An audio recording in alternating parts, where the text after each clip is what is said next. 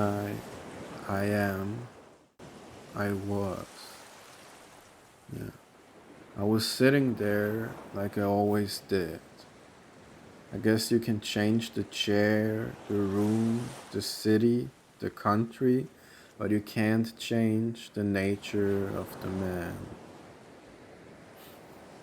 I was sitting, I was reading, I was writing, I was thinking, I was dreaming, I was dreading.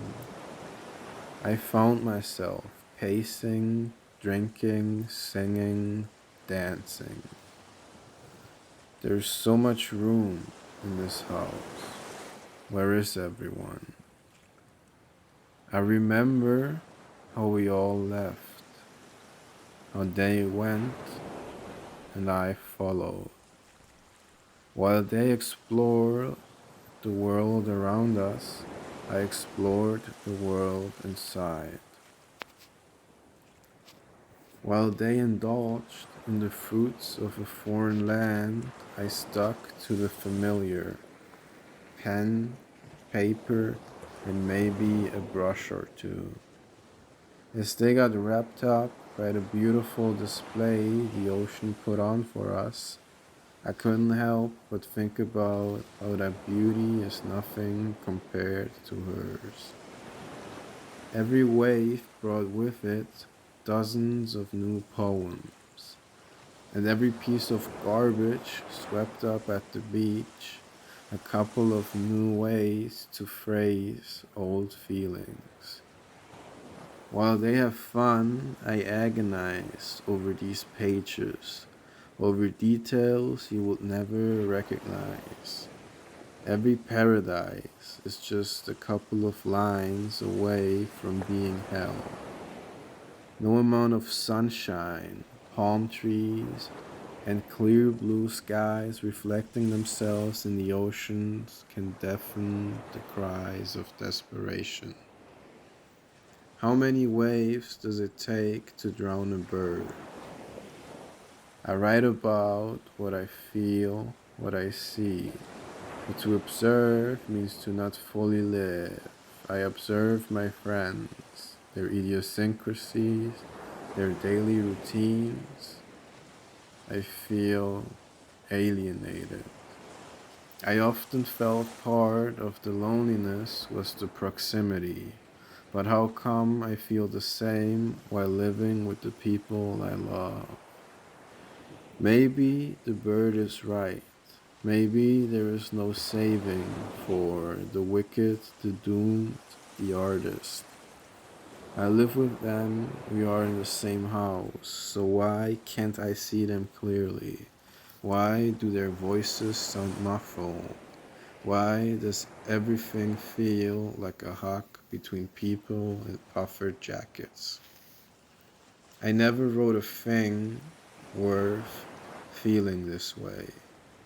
No, I never wrote a thing worth anything. And yet, I continue. What could drive a person to live like that? Is it madness?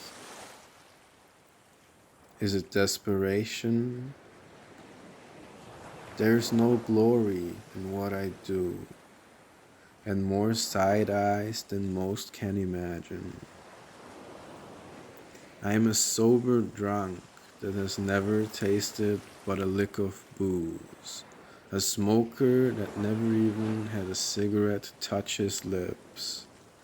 I watch the people around me indulge in all the things that the great writers wrote about. I listen to their stories about them drinking, dancing, smoking, and fucking. And all I have to look back on are these pages. I can't help but be in awe of them. They found pieces of happiness where I only found dread. The world is such a beautiful place as long as you let it be. Writing will always be great as long as you let it be. That's why poems of love will never not be good, especially the temporary ones. So I wrote them all on this beach, only to see for the night skies. And every wave washes away dozens of love poems written in the sand, for paper could not hold what waves consume that easily. My pen is running out of ink. My ribs are aching and my stomach turning. But the bigger the agony, the more precise my pen, the more desperate my attempts, the more colorful my work. I set out on a journey I never returned from. I'm a traveler without a home and without a destination. I've seen it all and I've felt it even more. Love, beauty, and almost perfect writing. I set out on this journey without knowing it.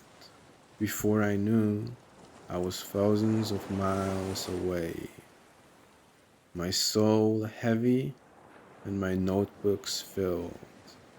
I traveled to the depths of my own mind and found answers to everything there is. With a pen and a piece of paper, I became invincible under the sun. Nothing could compare, not even all the beauty of all the stars and all the night skies combined. I became a wandering monk of sorts, a monk of my own religion, a Ronin that sealed his sword, and yet still there is no place for the likes of me. So I continue the journey, no goal, no place to go back to. My pen ready to write stories, poems, to write about all I saw and felt, in hopes that one day I'll find the eyes I can call home. Maybe I was overthinking all of this.